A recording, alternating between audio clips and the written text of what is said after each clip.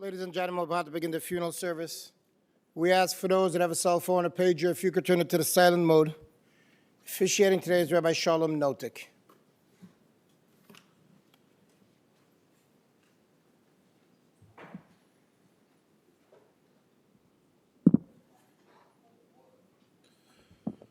Welcome. Of course, we gather today to remember Bani, Batsheva Bas Yitzchak.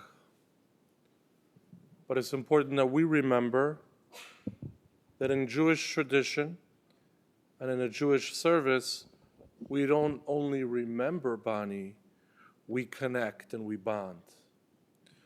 We know that the neshama, the soul, which is the real energy and consciousness and heart of the human being, is what really lives on before God. Life as we know it comes and goes, but the neshama, that godly spark, the divinity within us is forever. And that soul, that neshama, especially a precious and loving neshama, is really with us in the room, listening to us and going through all of this with us. So we're going to pray, we're going to honor Bani's memory, and we're going to remember that we really do this together. We start with the Psalm 23. You have it inside here.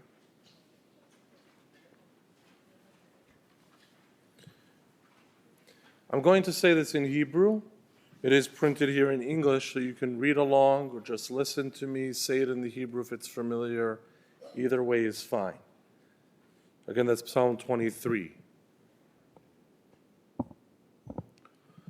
Mizmar LeDavid, Adonai Rai Loi Echsar, Bin Eis Desha Yarbitzeni, Almei Menuchais Yina'aleini, Nafshi Yeshovev, Yancheni V'Magle Tzedek, Leman Shemoi.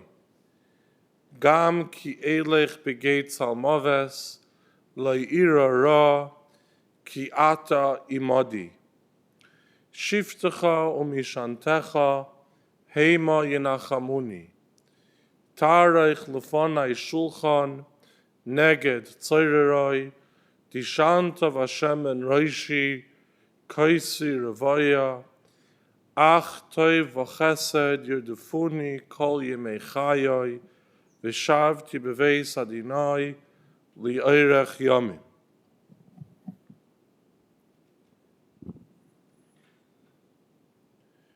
When I left Bani's home a couple days ago, I was struck by a Talmudic statement, a Mishnah in the Tractate of Avot, the Ethics of Our Fathers, that many of you may have heard.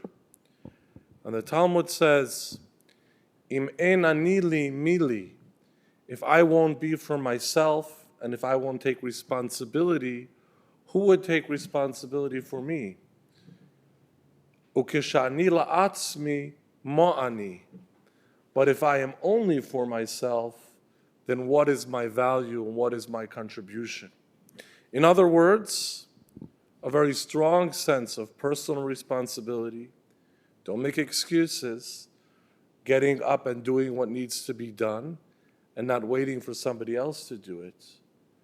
But together with that, if it's only about what is needed for me, then it's really not about anything at all, and there's no enduring value.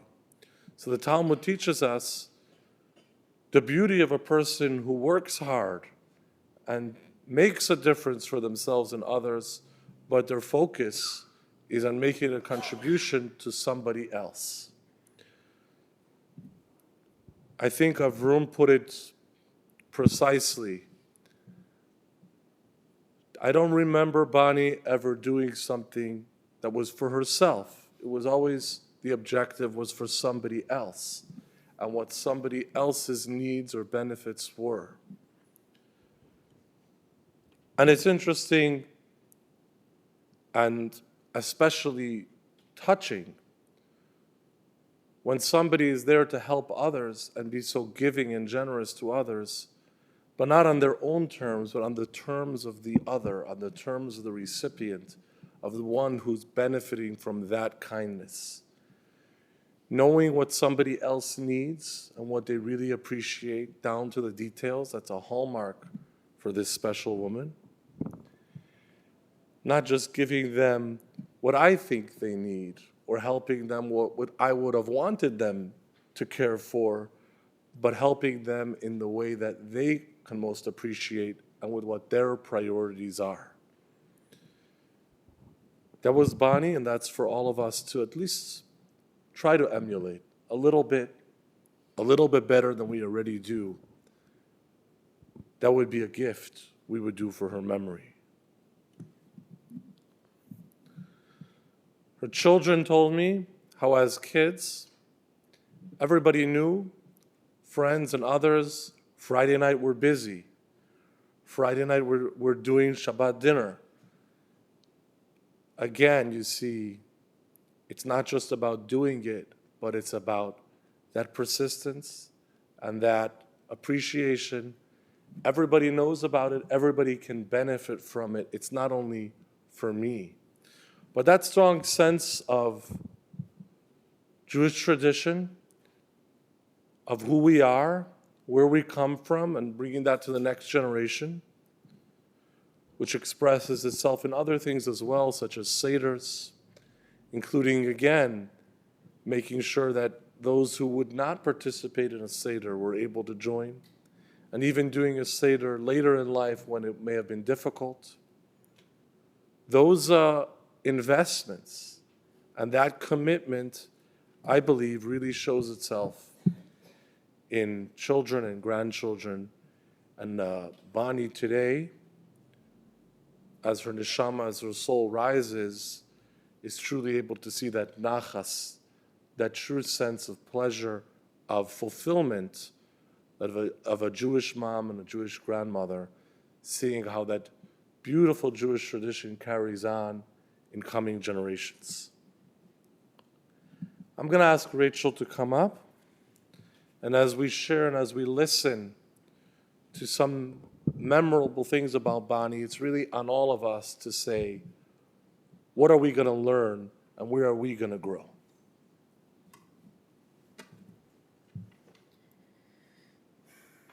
There's one time in my life I remember my mom being disappointed in me.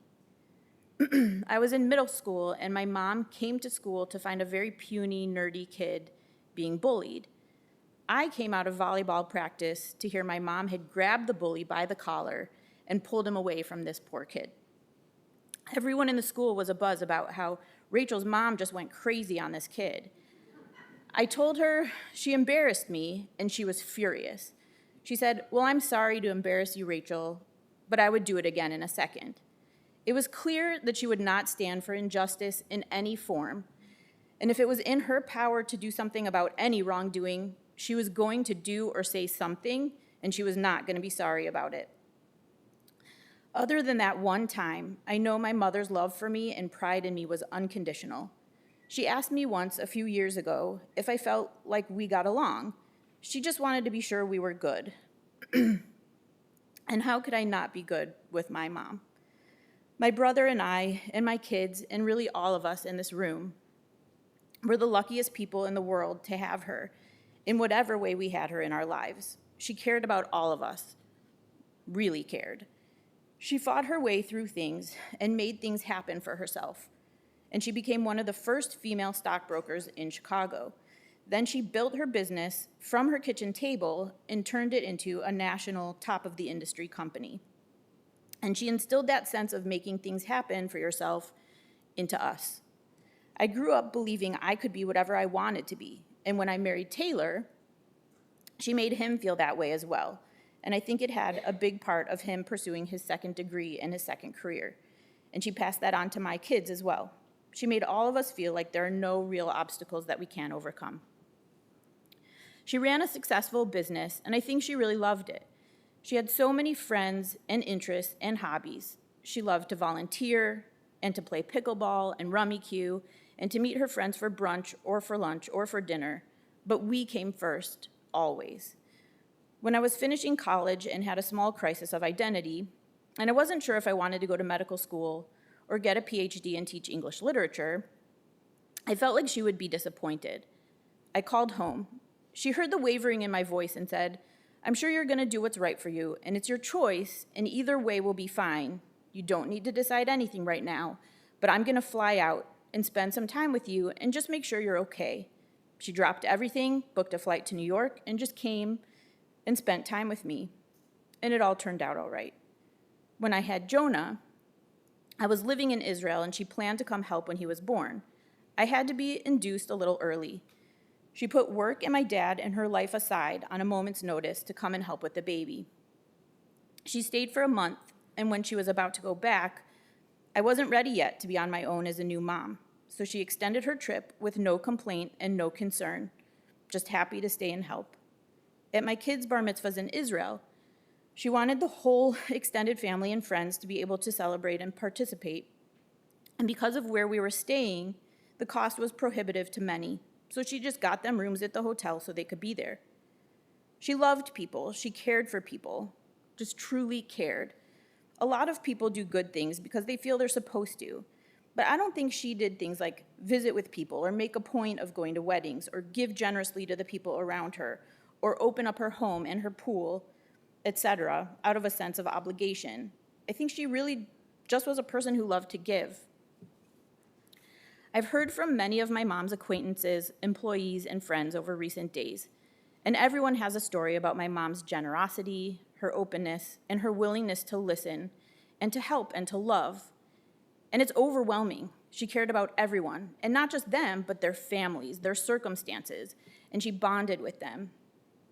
People feel like she was so giving of her time and her love and her concern. She helped her employees get green cards. She helped her employees with financial issues. She helped my friends deal with their troubles or their grief or their breakups. She developed deep friendships with people of all ages, and she connected with them all. In fact, I'm quite certain there were times my friends came to our house more to spend time with her than with me. People just felt her goodness and her pure heart. My mom had a talent for being calm and comfortable in rough times. When her best friend Harriet and my best friend Becca were sick and dying, she was a calming presence who came to spend time with them and just share her love, rubbing their feet or telling stories or just sitting with them. Another thing I think is amazing about my mom's friendships is that she shared her friends. The friends she met through her kids became friends with her colleagues from work. My extended family became close with our neighbors. People who cleaned her house or did her nails or started off as employees became like family. So critically for me, my kids have enjoyed such a special relationship with her. She and Elia met for coffee and cards many early mornings before school. She has sat through sporting events for all the kids in rain and heat and cold and never wanted them to have a game or event where nobody was there cheering for them. She loved them all so much as they were. She wanted them to be happy and to have their own interests, and she supported them whether it was her thing or not. She appreciated them each in their own way and made a point of showing it, whether it was going to Jonah or Lavi's games, or introducing Ben to the Chabad rabbi so he didn't need to approach him on his own, or reading Eliah's poetry, talking to Micah about video games, or encouraging Becca and her art, or singing to all of them when they were babies, or driving them wherever they needed to be when I was busy or working, or whatever it was. She loved being near them and hearing them laugh or seeing them smile. The lessons I've learned having her as my mother are too numerous to list, but I'll leave you with a few, and I think if you take them to heart, it will raise her neshama even higher. Fight injustice when you can, whether it's something big or something small. Don't just let it go if you can do something to stop it. Enjoy your family. Love your kids unconditionally and make sure they know how proud you are of them. Be willing to drop everything when they need or want you. If you have the means to give, whether it's your time or your money or your advice or your love, give. It never hurts to go above and beyond to show someone you care about them. Make someone their favorite food. Make a point of making a call when you're thinking of someone to let them know they're on your mind. Send a note. Treat your life like it matters. Overcome obstacles. Be there for your friends and share them. Listen without judging and just be a shoulder to lean on. Help people out of the goodness of your heart without expecting anything in return. Be good just to be good, and do it with a smile on your face. I love you, Mom, and I miss you already.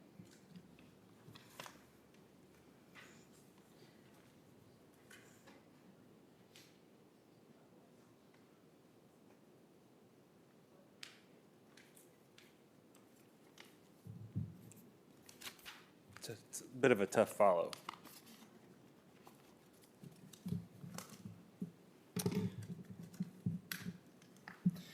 Hello, everyone. My name is, as many of you know, is Taylor McDowell, and I am the son-in-law of one of the most beautiful people I've ever met, Bonnie Dannen. And as we gather here today to celebrate her life, I wanted to share some of the many ways she touched my heart, and undoubtedly many people here today. Just curious, by a show of hands, who here was deeply touched in some way by Bonnie at some point in their life? Imagine that on the live stream in Chicago, Florida, Seattle, Maryland, and Israel, there's a lot of people raising their hands right now too. I want to share some of my amazing stories of this amazing woman. Bonnie was truly a shining star in this world.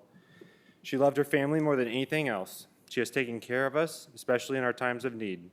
Always there as a spouse, a mother, a grandmother, and a friend. I always loved talking to Bonnie and hearing her stories. Stories about meeting members of the mafia when she worked with BBJ, pushing her way through to become a stockbroker, one of the first in Chicago. Hearing me tell about how people used to dress fancy and smoke on plane rides. I loved her stories. One of the many remarkable traits that always stood out to me about Bonnie was her remarkable perseverance. Barriers stood no chance against her. Bonnie told her, people told her she could not become a female stockbroker, so Bonnie became one.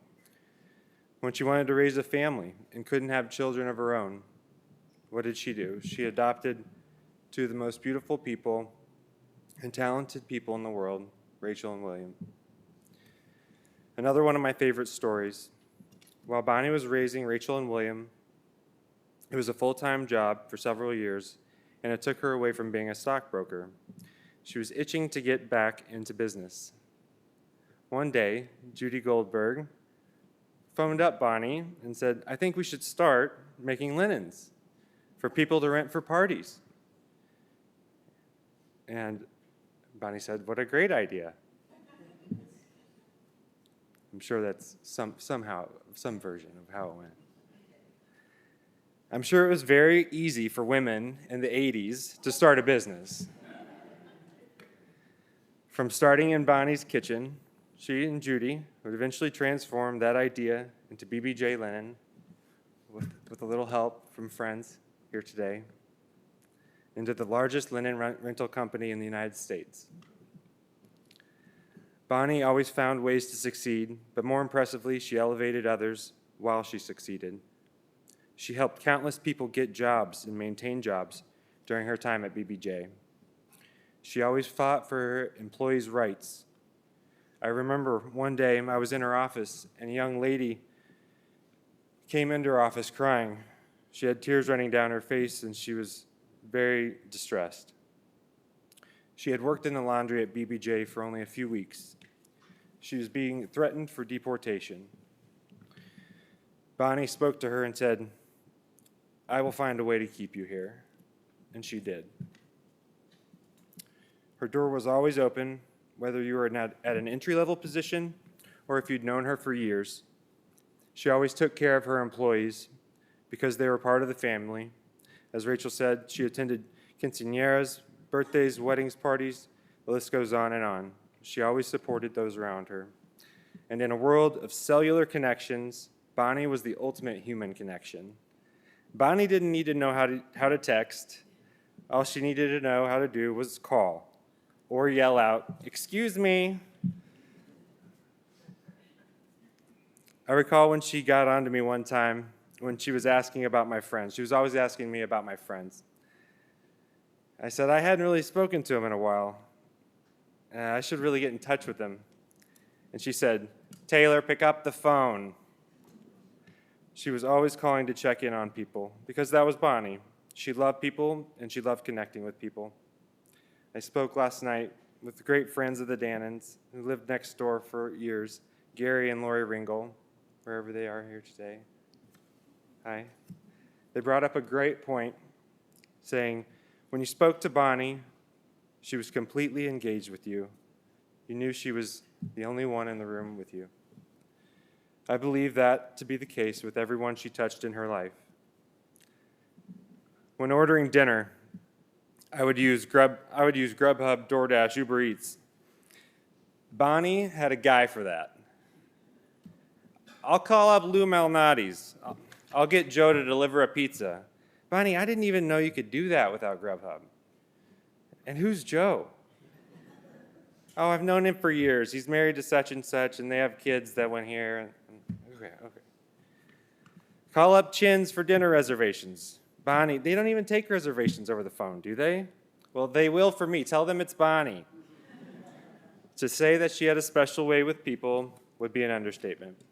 One of her best friends, who I had the pleasure of meeting and speaking to over the past few days, her name's Carol Jaspy. I hope she's watching right now in Israel. She met her at an airport.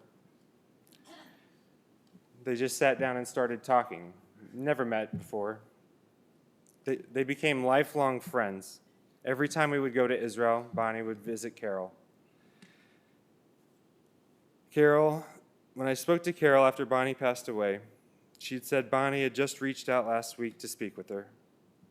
Bonnie's knack for making connections was truly special.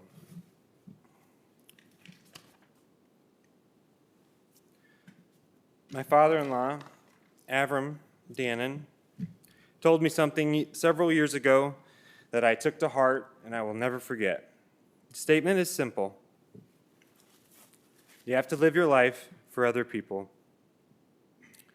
Lots of people have phrases they say. Very few people, however, fully live up to those words. Rain or shine, morning or night, Bonnie did not have to live up to those words. That's just who she was. She embodied the definition of selfless, and she's passed it on to her kids and her grandkids. Bonnie would always say, William will give you the shirt off his back, and he would. And Rachel, as many of you know, has dedicated her life to helping others as an emergency physician. I know many of you know Rachel in this room. She's probably written the script for you at some point. One of the things that has always stood out to me about Rachel is her capacity and her mental toughness, her stamina to go on. It's really second to none. She does not get rattled. She can go without sleep for nights. And then when she does get a break during the day, the phone rings and there's somebody from the school calling. Something with the kids. She wakes up. She keeps going. She just does not get rattled. It's common for her, and I hear it on a daily basis, for her to save multiple lives in one day, in one shift.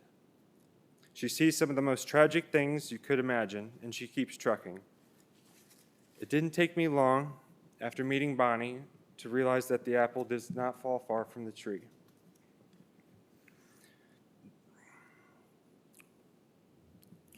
Bonnie's been a pillar of support to me ever since I met her. I know she was thrilled to meet me the very first time we met. Who couldn't want their Jewish daughter to be dating a hillbilly from Missouri? I'm sure she had no doubt that a 23-year-old country boy was going to do a great job converting to Judaism, moving to Israel, and taking care of 4 kids less than 8 years old. Looking back, I know that was very, very difficult for her. But she was just the type of person that was going to support her daughter and her family, no matter what they wanted to accomplish. She's helped me through some tough times, 2 Jewish conversions, 2 marriages, both here and in Israel. She wasn't able to be at our marriage in Chicago because she flew to Israel to be with the kids. Meanwhile, the reception was in her backyard. A couple of weeks later, she was at the wedding she helped us plan in Israel, proud and supportive as ever. She gave me a job at BBJ. I didn't even know if the work I did there moved the needle that much, but she gave me a job anyway. Soon after, she encouraged me with a nudge to go back to school and pursue an alternative career. She provided the resources to ensure I had the means to go to school, pay for tuition, have the materials I needed to succeed. Along the way, 6-7 years went by. Bonnie would constantly ask, "Taylor, how is school? How are classes? Do you like it? Is it what you want to do?" By the way, guess who was on the first plane out for my graduation from PA school during the height of COVID? Bonnie. No doubt she helped many people in this room here today. Whether at BBJ or in some other aspect, my stepson Jonah has a phrase when referring to an exceptionally special player in sports. That dude is just built differently. Many of you remember my wife's late best friend, Becca Koff, whose parents are here today. She tragically passed away at the young age of 39 from cancer. During chemo treatments and doctor's appointments, guess who accompanied Becca and Rachel? Bonnie. Bonnie, she was just built differently. Bonnie was always around when you needed her. Countless times Rachel and I would call on her to pick up or drop off the kids. She would always drop whatever she was doing to help us. She's been a rock for our family. Long plane rides, riding in the car for the birth of 1, 2, 3, carry the 9, 6 grandchildren. Graduation ceremonies, hospital visits, ER visits, Joseph plays, sitting through cold and wet baseball games, hot soccer games, bar and bat mitzvahs in Israel, all with a smile on her face and a laugh that was contagious. She loved her grandkids more than anything. Jonah, Levi, Ben, and Eliah, Micah, and Becca. She loved you so much, and she was so proud of you all. The people you have become and will continue to be. She loved being around you all, at the pool, at the game, on vacation, and the camaraderie around the dinner table, especially the jokes, most of the time. Jonah, I'm talking to you here. Her light shines through you all. Bonnie was there for me personally, there for me during my woodcutting adventures. Some of you may be aware that a few years ago I cut my foot with an axe while chopping wood in our backyard. Rachel, meanwhile, was working in southern Illinois, and needless to say, it was pretty gruesome. The kids were at school and no one was around, except for my dear next-door neighbor, Bonnie. Bonnie drove 100 miles an hour over those next several feet to our house to pick me up. We ran red lights, and she was yelling out the window the whole time to traffic, "It's fine, my stepson is injured. It's fine." I said, "Bonnie, I'm pretty sure you can't do that." At one point, I felt pretty lightheaded. I said, "Bonnie, I might throw up." She said, "It's fine, I'll pull over." "You just ran 3 red lights and you're going to pull over?"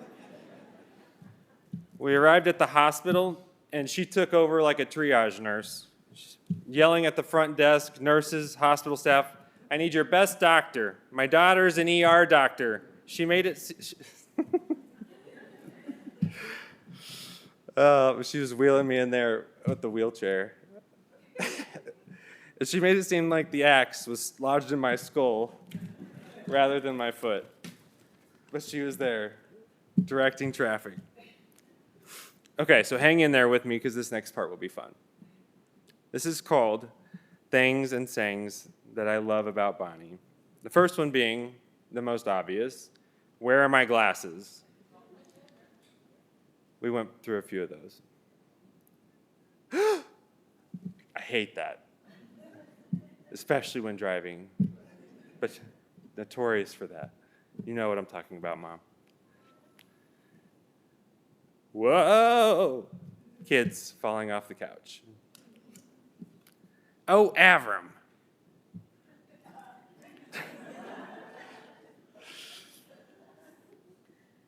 Waving out the window, going into oncoming traffic. Excuse me. I need to get over. This is how it's done, Taylor. Thank you. She can't even hear you, Bonnie.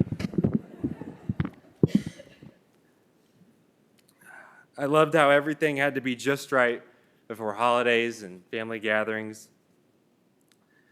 One Rosh Hashanah, Yom Kippur, Bonnie had this box of silver she'd had for years. Big box. William, remember this? Full to the brim. Beautiful silver. We must have spent 3 hours after that dinner looking for one tiny fork that was missing. She must have lost sleep over it. It was one of my cherished memories now, that darn fork. I'll miss Bonnie's brisket and how she knew I loved chopped liver. Her garden, despite being covered by trees in Riverwoods 99% of the time, she still found ways to plant tomatoes. I loved how she had a tendency to go straight from salad to dessert at dinner. One unforgettable memory I have was traveling through some shady places in Israel after Micah was born on the way to Tel Aviv. Bonnie was in the back screaming, "Get us out of here!" Bonnie was a successful businesswoman, and she had that old fridge in her house. The ice maker broken for 20 years. Just get a new fridge. It's fine. Taylor, print me off MapQuest. She was good with MapQuest, not so good with Waze. I love driving past Bonnie and Avram's house at night, looking in the glass, and seeing them in different rooms, watching on different TVs. She always cheered for sports teams that rented linens from her, even if they were playing the Bears or the Chiefs. She loved salty bagels and salty lox. Anytime anything was broken, call Harry. Harry, where are you at? There you are. Thank you for dinner, Taylor. Bonnie, I ordered it from Grubhub with your credit card. Well, thank you anyway. I will end it with this. Bonnie, you truly made this world a better place. We will all miss you and your hugs, your friendship, and your love. I will never forget your singing to the kids at night, over and over again, throughout the years. I love you, a bushel and a peck.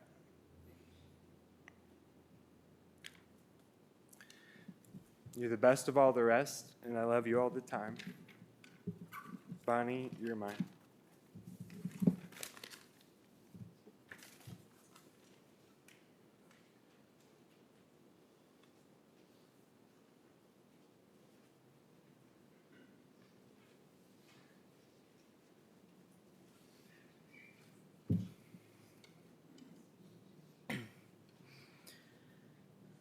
During my freshman year of high school, when the rest of my family was with Tay in Maryland for his school, Jonah and I lived with Nana and Papa.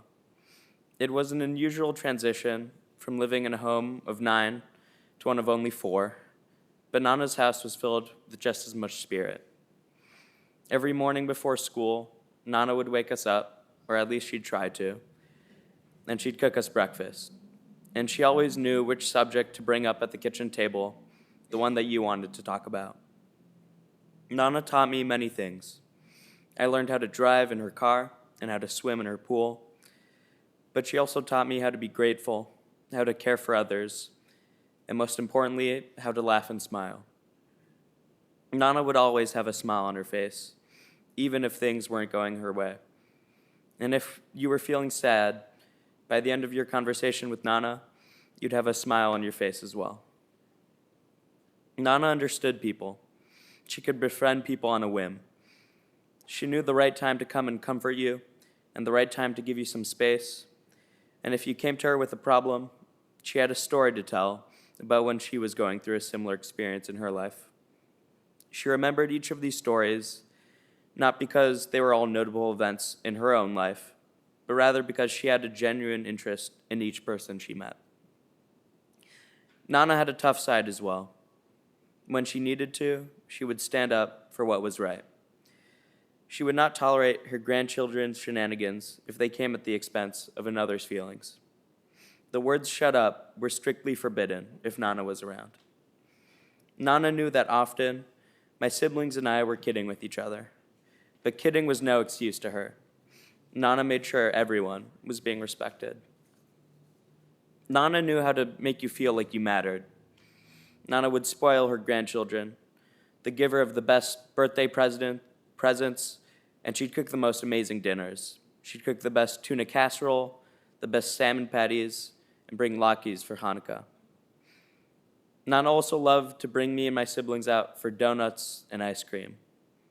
But she'd pamper us not just with presents and sweets, but with compliments.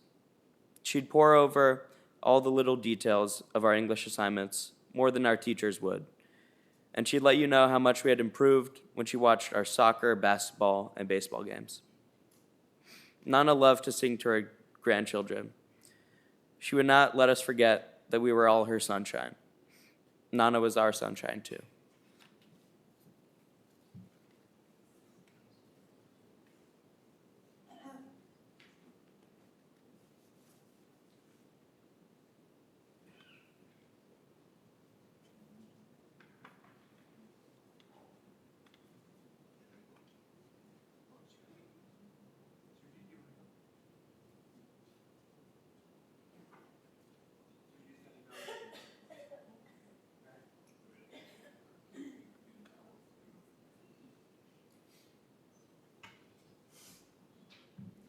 Hello, my name is Judy Goldberg, and I was Bonnie's dear friend and business partner for over 60 years.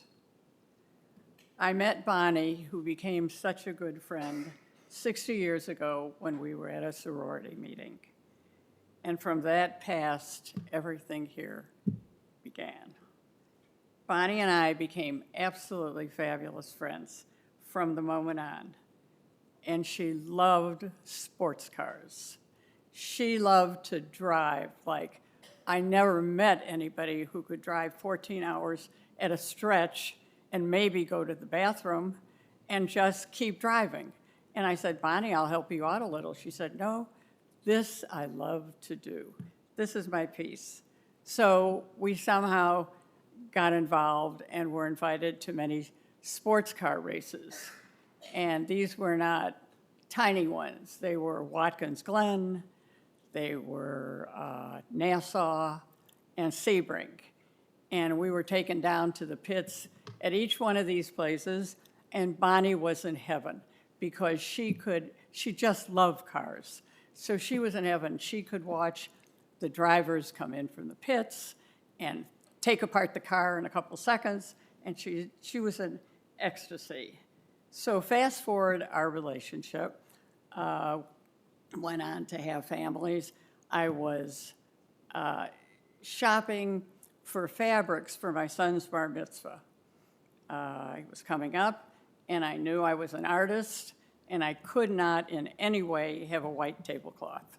So I took Bradley down, and I don't know if some here will remember, there was a fabulous store, Fishman's, on Roosevelt Road. And I said to my son, go pick a tablecloth. And he really looked at me like I was crazy. He said, a tablecloth? I said, pick out one of these rolls of fabric and I will make tablecloths for you, which nobody ever did, only white. So he picked out a tablecloth, and it was a Japanese fabric of cherry blossom. And this fabric went on to help him many years later when he spent so much time in Japan. So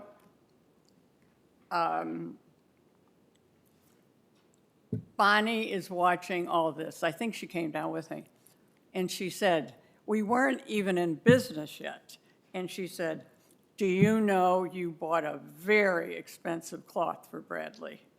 I said, a very expensive cloth? It's his bar mitzvah. She said, no, you spent a lot of money. And to tell you the truth, that was one of the most expensive cloths we ever bought, simply because I had to have a very fine dressmaker make up these little 45-inch squares which cover the top of the table as people walked in. And it was truly the beginning of our business. And we were very sad years later when we were in business and we had a fire and I lost all of the tablecloths. There were 12, except for a little tiny piece of fabric. Bonnie said, we started talking about the business, and one of our dear friends, Barbara, said, this could really make an interesting business. The only people that had tablecloths available to them were people who went with very high-priced florists, and they would have the woman go down, pick out an expensive fabric, and he'd make it for the party. One of the things we found out is the city is filled with women who have 9 tablecloths or 8 tablecloths, because the minute we opened our doors, everybody came to us, all our friends, well, I have six cloths for my wedding, or 25. I think you should buy them from us. And there was no way we could do this.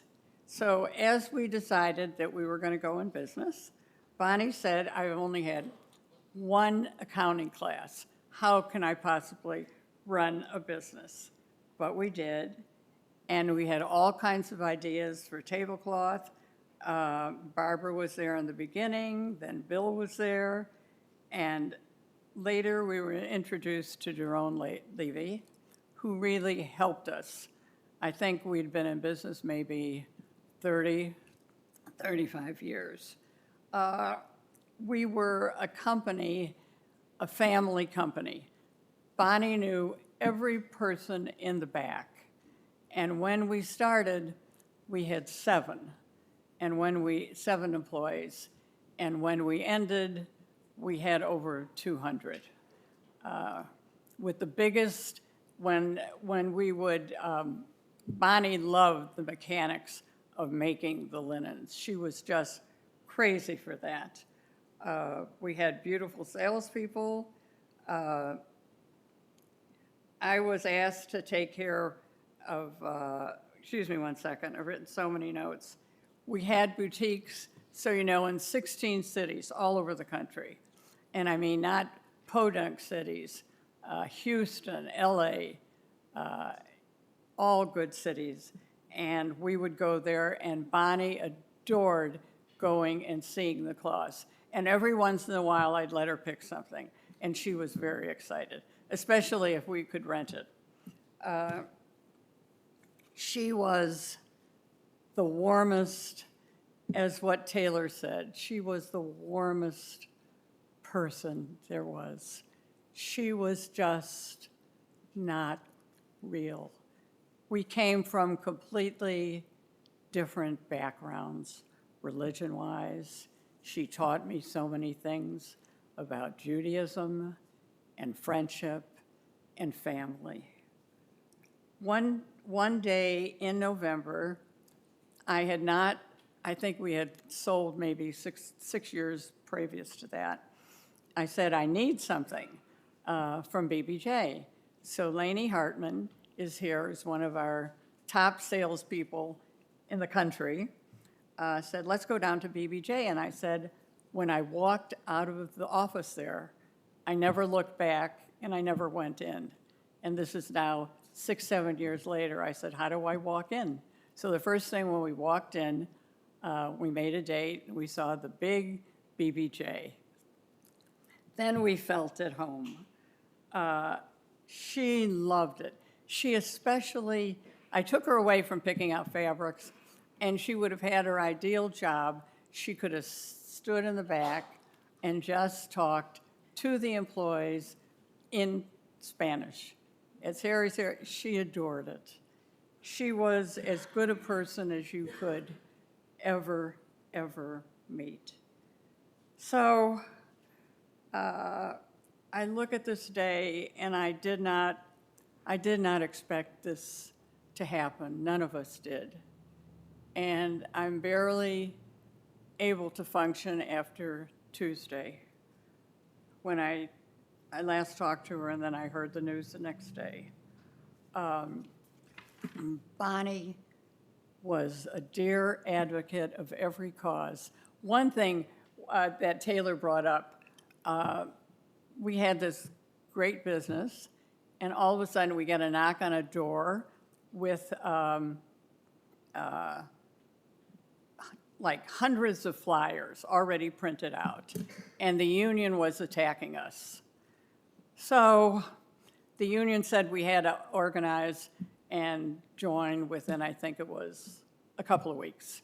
And they started meeting our employees at home who were just doing a basic job's work, and it was a horrible scene. They would pass out flyers. My daughter was in the movies, and they took her picture and they blew it up, and they said, look, Goldberg has half Spanish, half English. Goldberg has a daughter in a union. BBJ is going to become a union. And we just didn't know what to do. Luckily, and I think Bonnie would think the same thing, my husband, and it probably only takes 27 lawyers in a law firm to help a new business get started.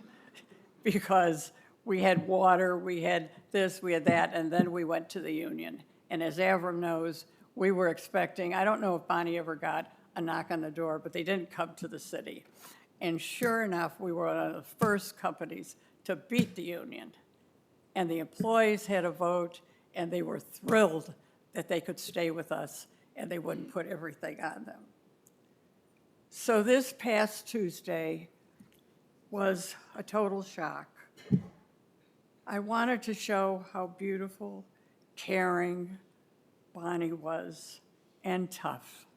She could handle any truck drivers, any bad orders, the best that they could. We would have never, ever been as successful if Bonnie was not in the helm telling everybody what to do. Her attitude was fabulous. She cared for everybody. May the gods guide over her. She was the best.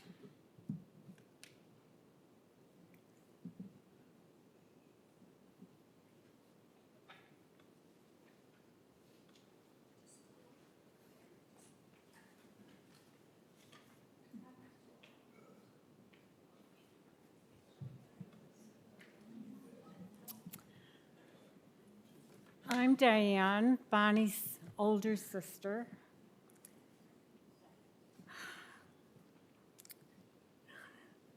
The timing is I'm Bonnie's older sister.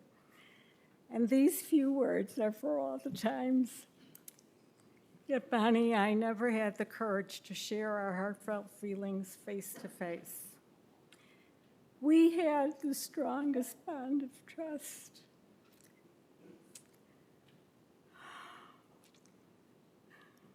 Faith and loyalty to each other. We always showed up for each other. I always admired the many roles Bonnie played with such poise and tact. Wife, mother, businesswoman, extended family member, friend, and especially the role of Nana. Bonnie was a dear friend. This room is filled with your friends. Present also are business associates and the people who worked with you and for you. You should know your neighbors and friends down the street are here. Your family is here, outnumbered by your life circle of relationships. You loved them over the years, and they loved you. Avram, you were the luckiest of all. Bonnie was always there for you. There for you, your family, your mother, your father, your sister, and your unbelievable nephews and niece. Life is so short. Bonnie, I miss you. I feel so alone without your access. With unbounded love, Diane.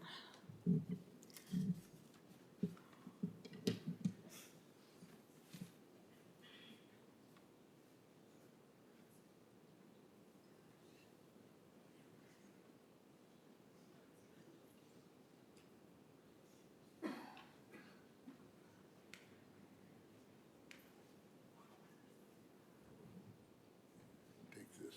Thanks.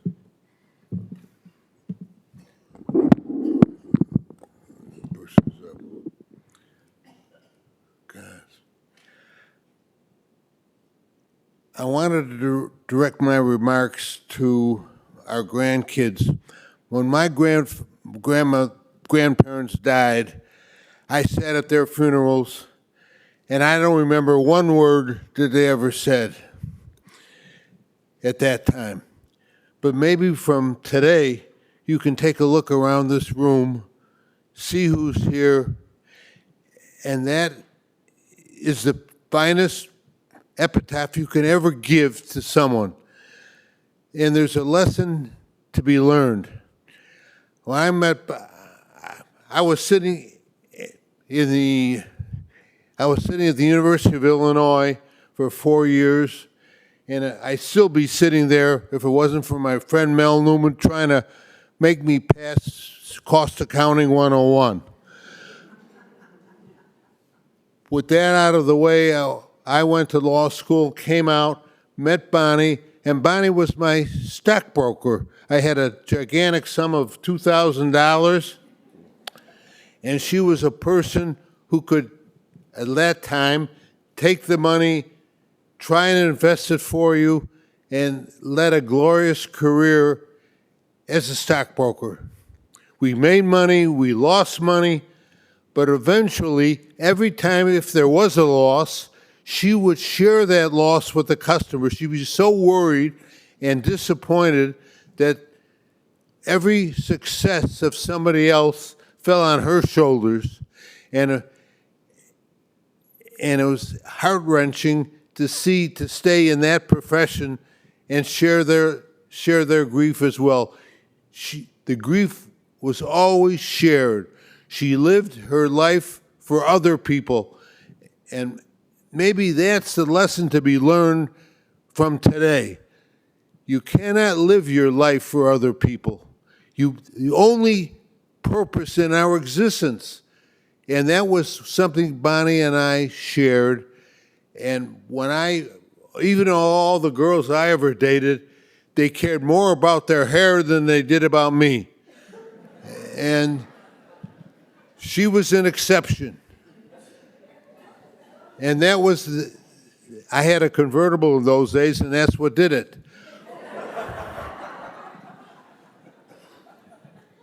But everything else that goes on in life, and this is the lesson for the grandkids to learn, you're not going to do it by yourself. People help other people. People get involved in your life, and you have to devote what days you have left, because otherwise, what's the whole purpose in our existing? In our lifetime, and the people sitting in this room, the room is filled. I can't believe it. I was supposed to die first. I'm 4 years older than Bonnie, and I never thought I'd make it to this day. But somehow or other, you don't do it alone. And it's something, if it's shared It's a great blessing. Bonnie was my blessing. I was left in a life of all my friends, I was taken care of. I can't even tell you the price of a can of peas. She provided me with my existence, and I was a lucky guy. Let me pass it on to you. Don't live your life for yourselves. Our oldest grandkids now are now in college, and that's the lesson to be learned when you walk out of this hall today. We are going to live our lives for other people, and I'm going to live my life for you, and so on down the line, because why else would we be there? Bonnie waited on me hand and foot. Even I had tickets for the Chicago Bear games, and she would bring me to the game, give us a picnic lunch, and pick us up again.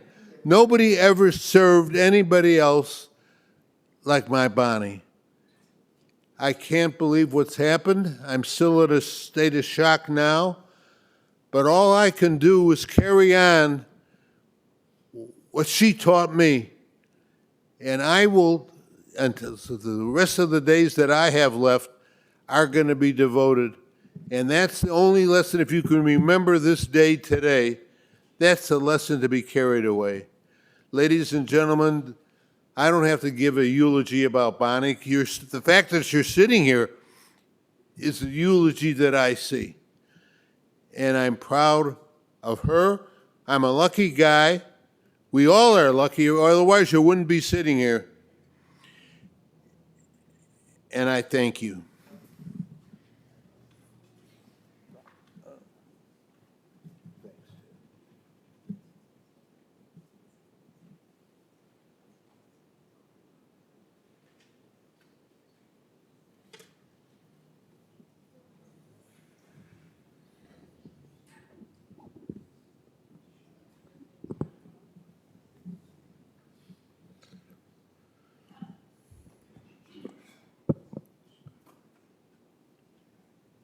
Avram, that was beautiful, and to be very honest, I've never heard anything like it. Straight from the heart.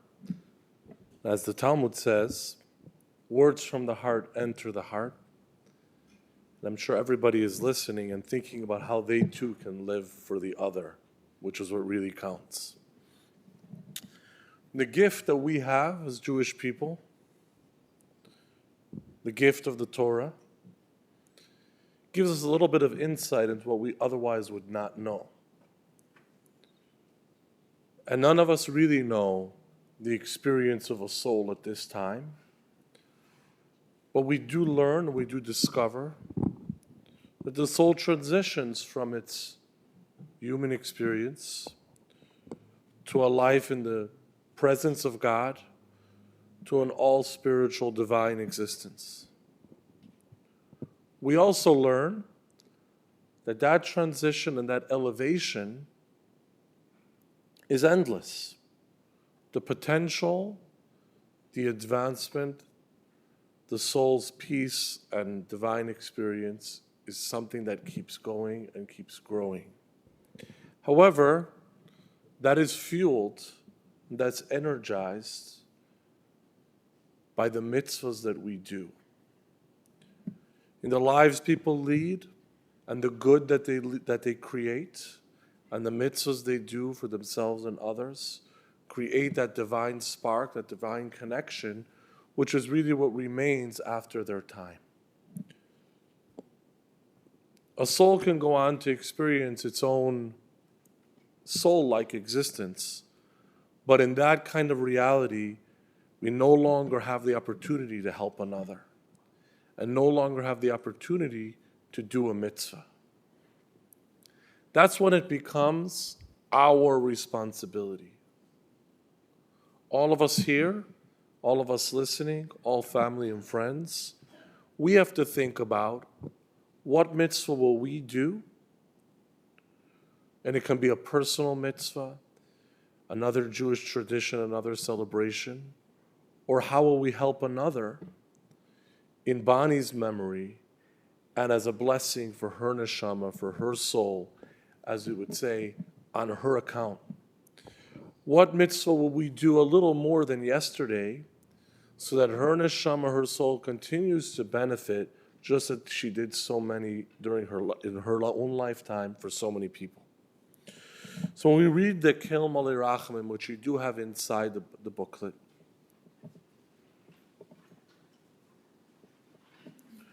we're asking God to give peace to the soul and bring the soul into His presence. But that's also the moment that we should be thinking, how are we going to contribute to that? What mitzvah, what better conduct, what little thing better will I do today more than yesterday, or tomorrow more than today, to help make a difference in bringing Bonnie's soul and really all of us to a better place. So we rise for the Kel Malei Rachamim. I'm going to read it in Hebrew.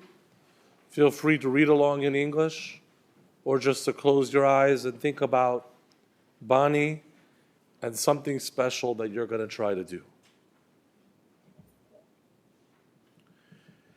El Malei Rachamim Sheichem Mereimim Hametzaim Enochanechaina Tachas Kanfei Ashchina B'malei Sakdeishim Uteirim Kizayar Rakia Mazirim Es nishmas bas Sheva bas Yitzchak shalcha li'Elohama Bavur shenadvu tzedaka bad azkaras nishmasa Began Eden tei menuchasa L'chein balarachmim yastirea b'seiser knafov li'Elamim V'yitzre b'tzer achayim es nishmasa Adinayu nachalosa V'sanuach b'shalom al mishkava V'neimar amein.